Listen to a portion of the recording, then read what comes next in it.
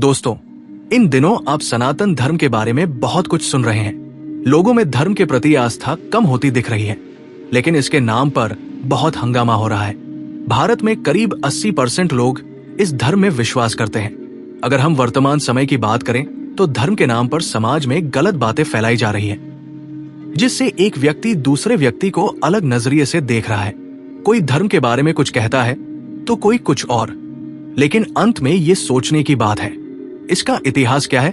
क्या लोग इसे अपनी मर्जी से प्रचारित कर रहे हैं? देखिए, सनातन धर्म का मतलब है जो हमेशा से सत्य है। वो चीजें जिनका सच्चा महत्व है उन्हें सनातन कहा जाता है। जैसे सत्य सनातन है, उसी तरह भगवान सत्य है, आत्मा सत्य है, मोक्ष सत्य है, और वही धर्म जो इस सत्य तक पहुंचने का मार्ग दिखाता है। सनातन धर्म भी सत्य है, वही सत्य जो अनादिकाल से चला आ रहा है और जो कभी खत्म नहीं होगा, उसे सनातन कहा जाता है, जिसका न कोई आरंभ है और न कोई अंत। ये है सनातन धर्म। ये सत्य है कि वैदिक या हिंदू धर्म को ही सनातन धर्म कहा जाता है, क्योंकि ये अकेला धर्म है जो तत्वों और ध्यान के माध्यम से भगवान, आत्मा और मोक्ष को जानने का तरीका बताता है। कहा जाता है कि मोक्ष का विचार इस धर्म की देन है। एकाग्रचित्त ध्यान, मौन और तपस्या, नियमों के अभ्यास और जागरूकता के साथ मोक्ष ही एकमात्र मार्ग है। इसके अलावा मोक्ष का कोई और रास्ता नहीं है। मोक्ष के माध्यम से व्यक्ति को आत्मज्ञान और ईश्वर का ज्ञान प्राप्त होता है। सनातन धर्म के मूल तत्व सत्य, अहिंसा, दया, क्षमा, दान, जप, तप, यम, नियम है। ये सिद्धांत अन्य प्रमुख धर्मों के उदय से पहले वेदों में निर्धारित किए गए थे।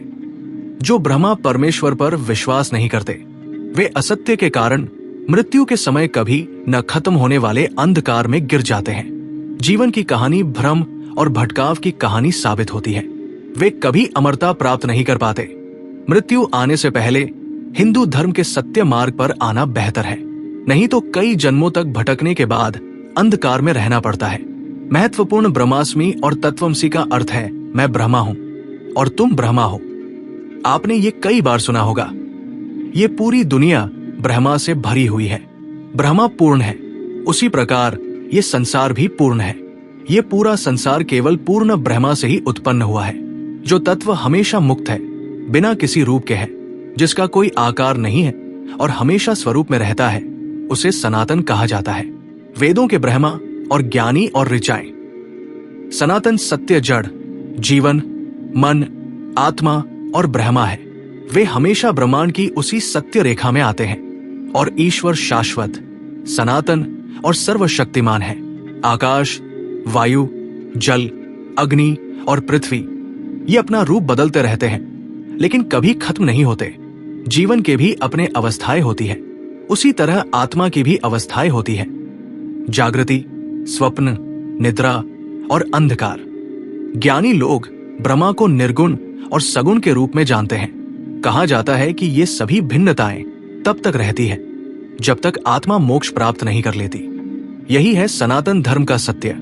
कहा जाता है कि आत्मा का मोक्ष ब्रह्मा की भक्ति में लीन हो जाना है, इसलिए ब्रह्मा सत्य है, संसार मात्र एक माया है।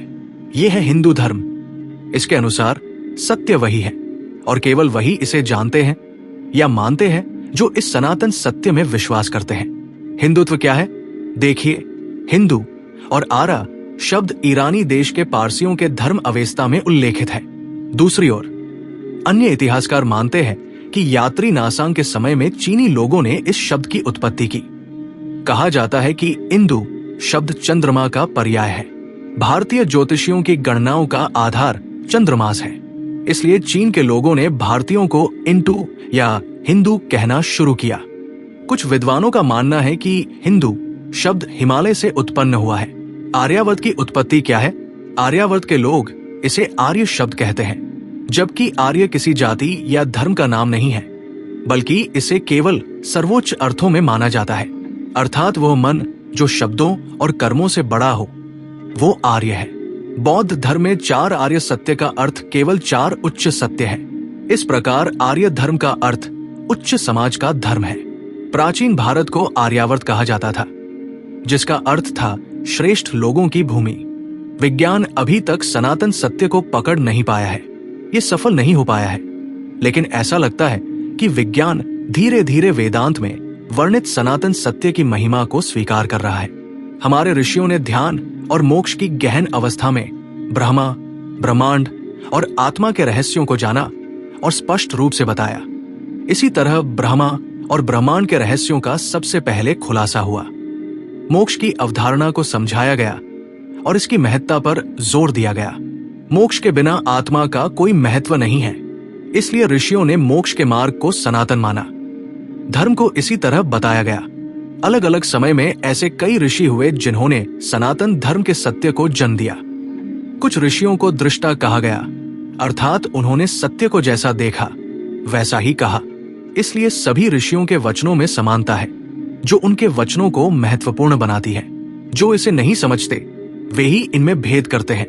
भेद केवल भाषाओं, अनुवादों, संस्कृतियों, परंपराओं और सिद्धांतों में है, वास्तविकता में नहीं।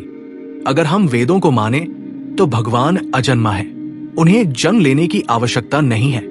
उन्होंने कभी जन्म नहीं लिया। सिर्फ एक भगवान है, लेकिन कई देवता और देवियां हैं। इसके अलावा पूजा और तीर्थ यात्रा जैसे नियम और अनुष्ठान सनातन धर्म का हिस्सा नहीं माने जाते। हिंदू धर्म को दुनिया का सबसे पुराना धर्म माना जाता है।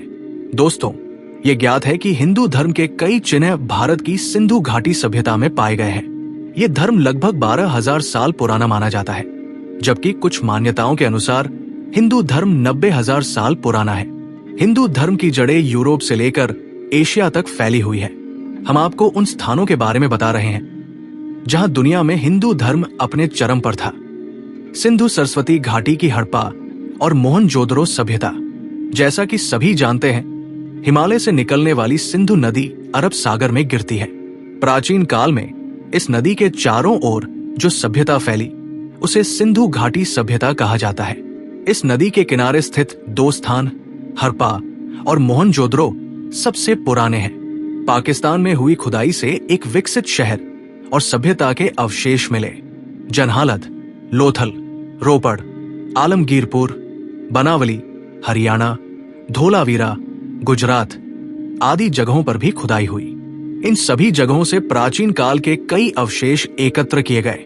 हड़प्पा और मोहनजोदड़ो में देवी देवताओं की मूर्तियां मिली। ये मूर्तियां मातृ देवी या प्रकृति देवी की है।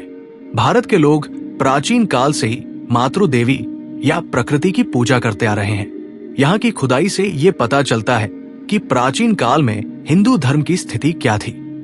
1921 में हुई खुदाई में हड़प्पा से कई ऐसी चीजें मिली जो हिंदू धर्म से जोड़ी जा सकती हैं।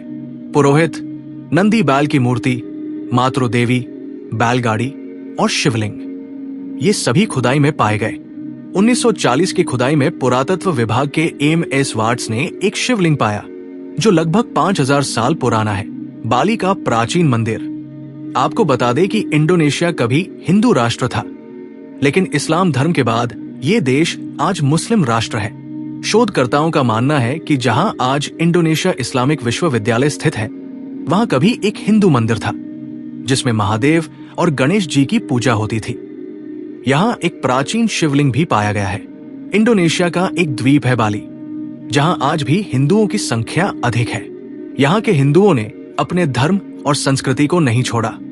यहाँ एक इमारत के निर्माण के दौरान खुदाई में एक मंदिर के हिस्से मिले, जिसके बाद ये खबर बाली के ऐतिहासिक संरक्षण विभाग को दी गई। खुदाई में एक बड़ा हिंदू मंदिर मिला जो कभी हिंदू धर्म का केंद्र हुआ करता था। ये विशाल मंदिर आज बाली द्वीप की पहचान बन गया है। यही नहीं, बाली में कई पुराने हिंदू मंदिर भी मौजूद हैं। गुफा मंदिर। गुफा मंदिर को गोवा गज गुफा या एलिफेंट गुफा कहा जाता है। ये 19 अक्टूबर 1955 को विश्व धरोहर घोषित किया गया। ये गुफा महादेव को समर्पित है। यहाँ 3 शिवलिंग बने हुए हैं। देश विदेश से पर्यटक यहाँ दर्शन के लिए आते हैं। रावण का साम्राज्य। शंकर के पुत्र सुकेश के 3 पुत्र थे, माली, सोमाली और माल्यवान। त्रिकुट पर्वत पर रहने वाले राक्षसों ने लंका पूरी बसाई। माता लंका को मारने के बाद देवताओं और यक्षों ने कुबेर को लंका का राजा बनाया। रावण की माता कैकसी सोमाली की पुत्री थी और अपने नाना के कहने पर रावण ने अपनी विमाता वलिनी से विवाह किया। रावण ने शोभा और बाली द्वीप, अंग द्वीप, मलय द्वीप, वराह द्वीप, शंख द्वीप, कुश द्वीप, जावा द्वीप और आंध्र को जीतकर अपना अधिकार बढ़ाया। रावण ने लंका पर विजय प्राप्त कर उसे अपने नाम कर लिया। इसके बाद कुबेर को तिब्बत क्षेत्र में कैलाश पर्वत के आसपास रहने के लिए कहा। आज के समय के अनुसार रावण का साम्राज्य इंडोनेशिया, मलेशिया, बर्मा, दक्षिण भारत के कुछ राज्य और श्रीलंका तक फैला हुआ था। वेटिकन सिटी का शिवलिंग, ऐसा माना जाता है कि वेटिकान का विकृत रूप है। वैदिक काल में यह स्थान भी सनातन धर्म का केंद्र हुआ करता था। यहां खुदाई के दौरान एक शिवलिंग मिला है जो जॉर्जिया टिश स्कूल ऑफ रोम में मौजूद शिवलिंग के समान है। इतिहासकार P.N. ओक ने भी अपने शोध में यह दावा किया है। अंगकोर वाट मंदिर, कंबोडिया में स्थित यह मंदिर विश्व का सबसे बड़ा हिंदू मंदिर परिसर और सबसे बड़ा धार्मिक स्मारक है। ये अंगकोर कंबोडिया में स्थित है। इसका निर्माण सम्राट सूर्यवर्मन द्वितीय ने 111253 ई में करवाया था। ये एक विष्णु मंदिर है, लेकिन इससे पहले के शासकों ने शिव मंदिर बनाए थे। हालांकि कंबोडिया में हिंदू और बौद्ध दोनों प्रकार के मंदिर हैं, जो ये प्रमाण देते हैं कि यहाँ हिंदू धर्म भी अपने चरम पर था। 27 शताब्दियों तक यहाँ हिंदू और बौद्ध राजा शासन करते रहे। यही कारण है कि कंबोडिया के हर कोने में हिंदू धर्म के देवी देवताओं की मूर्तियां बिखरी हुई हैं। दोस्तों, अब आपने हिंदू धर्म का इतिहास जान लिया। यदि आप पहले से कुछ जानते थे तो नीचे कमेंट करें, हमें जरूर बताएं। आज की वीडियो में बस इतना ही। हम आशा करते हैं कि हमारी वीडियो के माध्यम से आपको कई सवालों के जवाब मिल गए होंगे। अगर आपको यह वीडियो पसंद आई तो इसे लाइक और शेयर जरूर करें। अगर आपने हमारे चैनल को सब्सक्राइब नहीं किया है तो कर लें